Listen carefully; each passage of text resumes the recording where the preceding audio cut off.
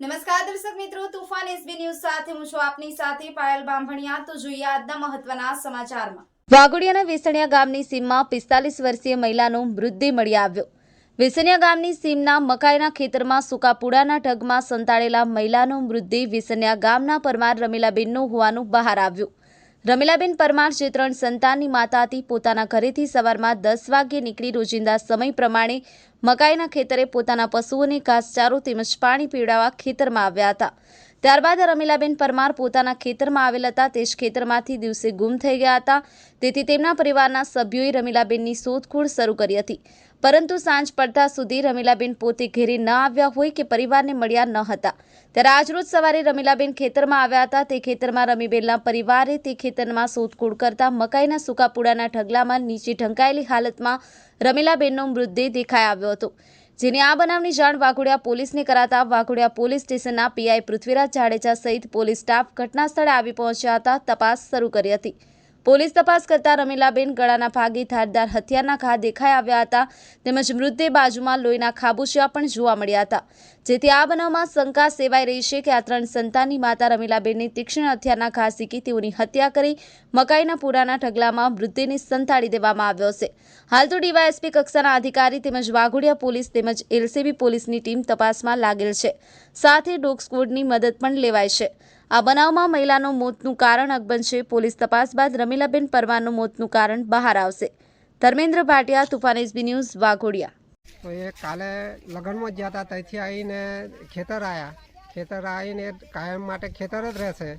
તો એ ભેંસને પાણી પીવડાવે ચારે એવું આખો દાડો કરે। હવે એમના ઘેરથી ડાયરેક્ટ વાઘોડિયાથી નોકરી જતા રહ્યા અને એ બેન મારી સારી અહીં ઘેર આવીને ઘેરથી એનું ટિફિન ને બધું લઈને ખેતર આવ્યા પછી જે ખેતરમાં પેઠી પછી કોઈને નજરમાં નહીં આવી બરાબર।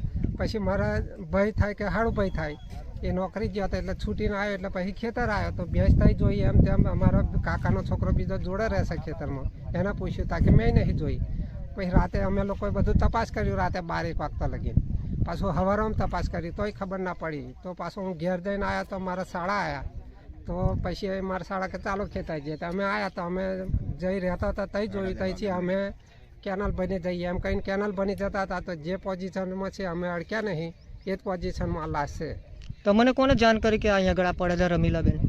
એ અમને કોઈ જોન નહીં, અમે નજરે જોયા, જોવા જ જતા હતા। આ ખેતર કોનું છે? આ ખેતર અમારા કાકાનું છે, એ મારી સાડીનું જોડે જ ખેતર છે। એ 10 વાગે ઘેરથી આવી બરાબર, તો એને ભેંસને પાણી પીવાડી તો ભેંસ ત્યાંથી પેલે હોમે છેડેથી ચરતી આવી તો પેલા લેમડે સોહે બોધ દીધી, એટલે 12 વાગી ગયા એટલે ખેતરમાં કોઈ મળ્યું નહીં બરાબર।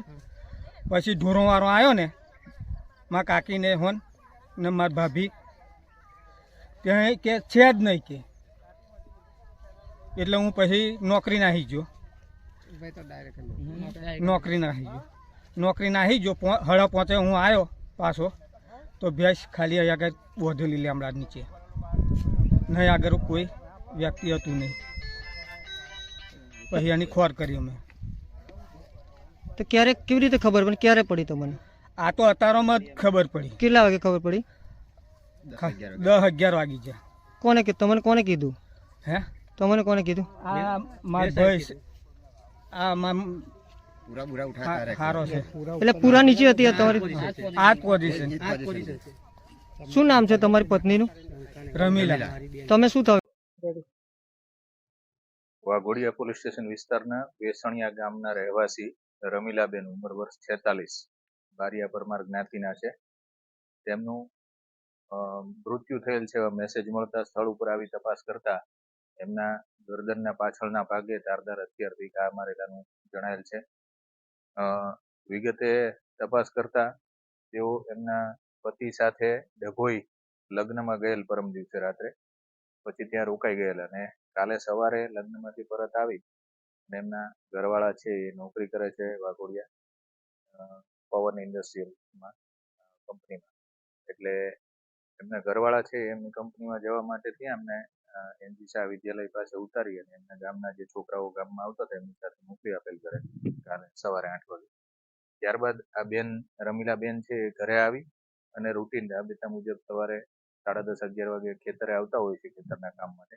એ રીતે કાલે ખેતરે આવેલ, ત્યારબાદ ઘરે પરત ગયેલ નથી અને એમના હસબન્ડ છે નોકરી પૂરી કરી અને સાંજે અહીંયા આવેલ તો એમને મળેલ નહીં ખેતરમાં, એટલે એમને ઘરે જઈને જાણ કરેલ. પછી એમની રીતે તપાસ કરતા આજે સવારે એમને 10:30-11 વાગે જાણવા મળેલ કે આ બેનની અહીંયા કુળા ઢાંકેલી હાલતમાં લાશ પડેલ છે. પોલીસને જાણ કરતા તુરંત પોલીસ અહીંયા આવી અને તપાસ ચાલુ કરેલ છે.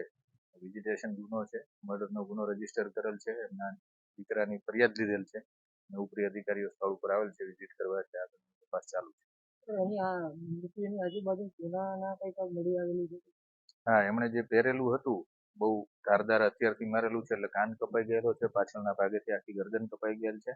એમણે જે પહેરેલું હતું એ કાળા દોરામાં પહેરેલ પેન્ડલ જેવું છે, એ પણ સ્થળ ઉપર છે, મંગળસૂત્ર પણ છે અને એમણે કાનમાં પહેરેલી બુટી પણ સ્થળ ઉપર જ છે. એટલે લૂંટનો કે બીજો કોઈ એંગલ લાગતો નથી, સેક્સ્યુઅલ હેરેસમેન્ટનો પણ બનાવ નથી. એ પણ ચેક કરી લીધેલ છે, તપાસ કરી લીધેલ છે. સ્થળ ઉપર જે અમારા એવિડન્સ કલેક્શન માટેના અધિકારી છે એ પણ હાજર છે, અમારા ડિવિઝનના ડીવાયએસપી સાહેબ હાજર છે અને બાકી FSL અને ડોગ સ્ક્વોડ આવે છે, એટલે આગળની તપાસ ચાલુ છે.